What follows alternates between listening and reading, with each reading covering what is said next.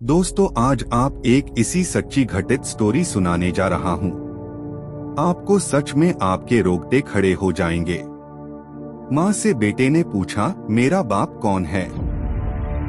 माँ के पास कोई जवाब नहीं होता।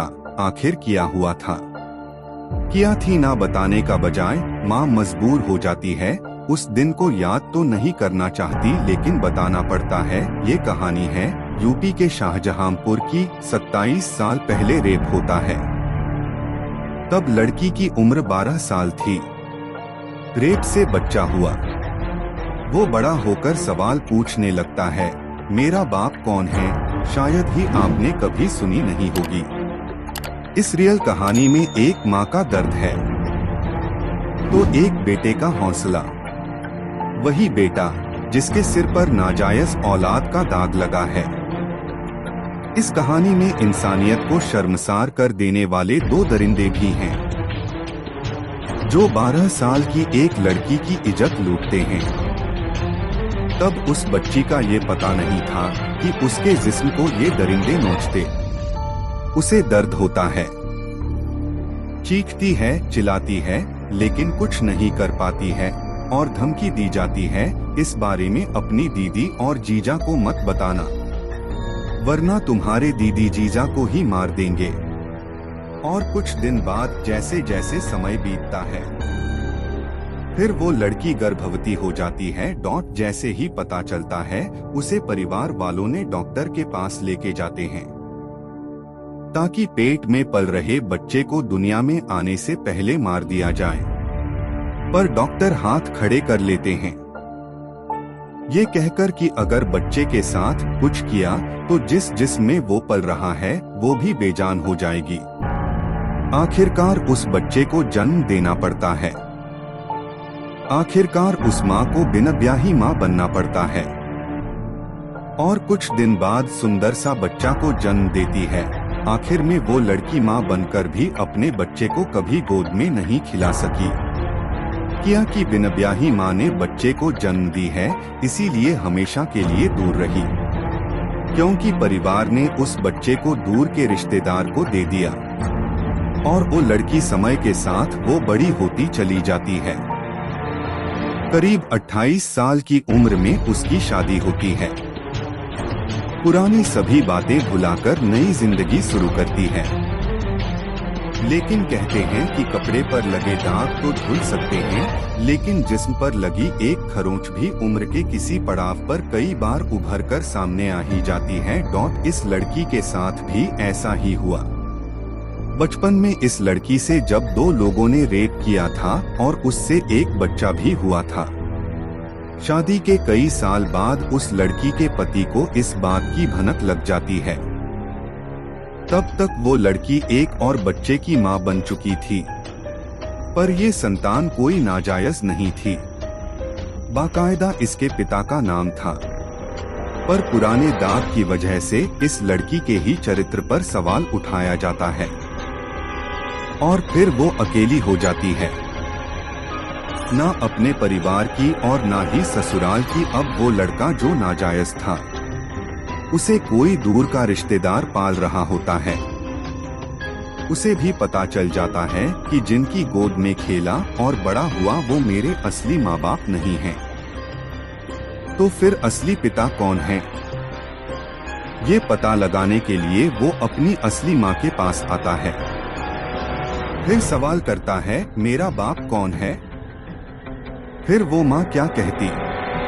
लेकिन पहले ये जान लेते हैं कि मामला यूपी के शाहजहांपुर का है। यहाँ 12 साल की उम्र में लड़की से हुए रेप के बाद जन्मे बच्चे और पूरी घटना करीब 28 साल बाद सामने आती है। बेटे के कहने पर माँ उन दो दरिंदों का नाम बताती है। बेटा और माँ दोनों थाने जाते हैं। पुलिस इस रेप की घटना पर यकीन नहीं करता है। फिर ये वकील के पास जाते हैं और वकील बाबू मान जाता है। कोर्ट के आदेश पर 1994 में हुए रेप की घटना 4 मार्च 2021 को FIR दर्ज होती है। पुलिस पर दबाव बनता है तो जांच शुरू होती है। बेटा ही बार बार आवाज उठाता है। तब डीएनए टेस्ट कराया जाता है। इसमें मां बेटे के साथ रेप करने वाले एक आरोपी का डीएनए मैच हो जाता है, जिसके बाद पुलिस एक आरोपी को गिरफ्तार करती है, जबकि मुख्य आरोपी डीएनए सैंपल देने के बाद ही फरार हो जाता है। उसकी तलाश अभी जारी है। इस दर्द भरी कहानी के बारे में वो रेप पीड़ित कहती हैं, मैं करीब 12 साल की थी जब अपनी बहन के पास पढ़ाई करने के लिए शाहजहांपुर गई थी। मेरी बहन स्कूल में टीचर थी। जब मेरे बहन और बहनोई घर से बाहर निकलते थे, 2 लड़के हमारे घर में घुस आए। उन दोनों ने मेरे साथ रेप किया। वो टॉर्चर सहकर आज भी रोंगटे खड़े हो जाते हैं, आंखों में आंसू आ जाते हैं। उन लोगों ने कई बार मेरे साथ दुष्कर्म किया। वो लोग धमकाकर भी जाते थे कि अगर मुंह खोला तो बहन बहनोई को जान से मार देंगे। कुछ महीने बाद मेरी तबीयत खराब रहने लगी, तो डॉक्टर को दिखाया गया तो प्रेगनेंसी का पता चला। घर वालों ने अबॉर्शन कराने के लिए मन बनाया, लेकिन डॉक्टर ने मना कर दिया क्योंकि मेरी उम्र कम थी। अबॉर्शन करने पर मेरी जान को खतरा था, इसलिए मजबूरी में डिलीवरी करानी पड़ी। इसकी शिकायत मेरे दीदी जीजा ने उन दोनों लड़कों के घर वालों से की, तो दोनों भाइयों ने मिलकर दीदी जीजा को बहुत मारा था। फिर मेरी बहन जीजा ने रामपुर ट्रांसफर करा लिया। रामपुर में ही मेरे बच्चे का जन्म हुआ। मैंने उस बच्चे को देखा भी नहीं और मेरी माँ ने किसी को दे दिया था। माँ बाप ने कहा था कि इस किस्से को भूल जाओ। साल 2000 में मेरी शादी हो गई।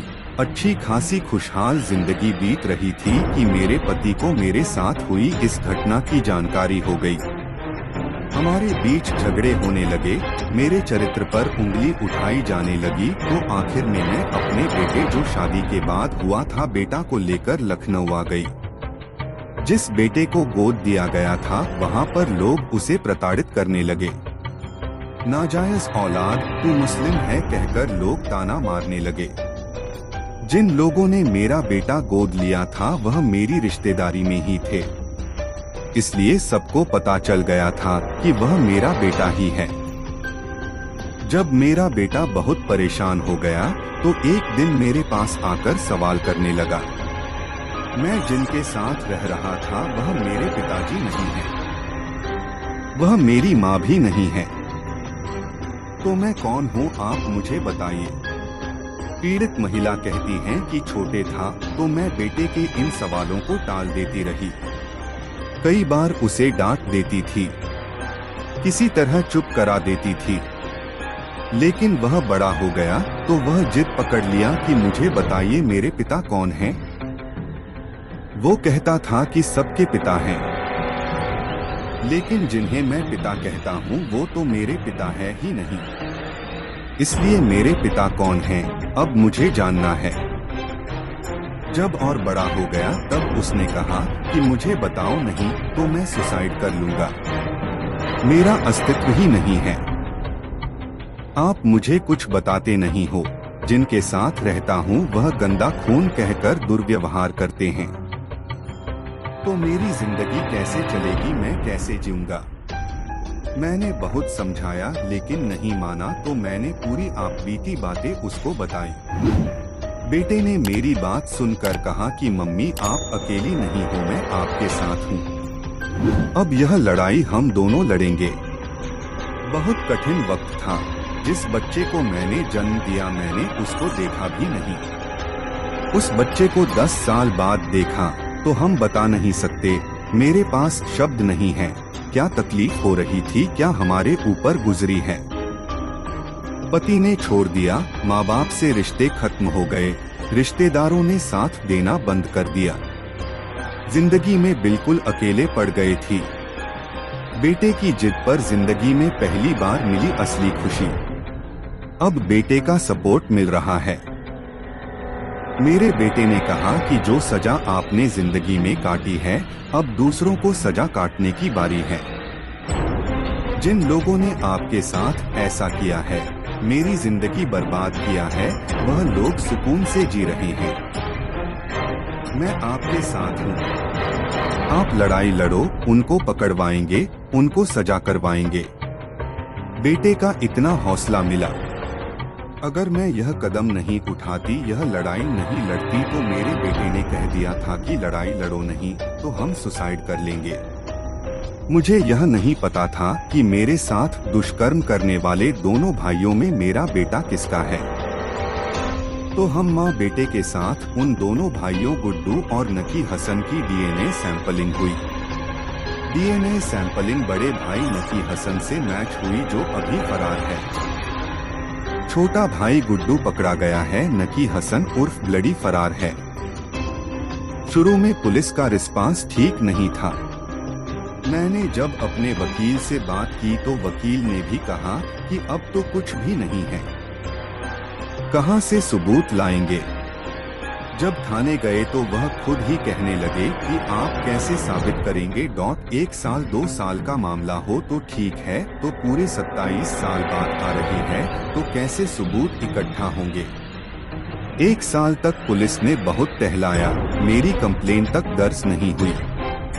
लेकिन जब कोर्ट में अर्जी दी तब जाकर 4 मार्च 2021 को FIR दर्ज हुई, तब पुलिस ने मेरा पूरा सपोर्ट किया। मुख्य आरोपी भले ही फरार है, लेकिन कब तक फरार रहेंगे। जो सजा हमने काटी है, अब उनकी सजा काटने की बारी है। दोस्तों, अगर इस तरह की नई क्राइम स्टोरी सुनना चाहते हैं तो हमारे the crime files YouTube channel को सब्सक्राइब कर सकते हैं। जय हिंद।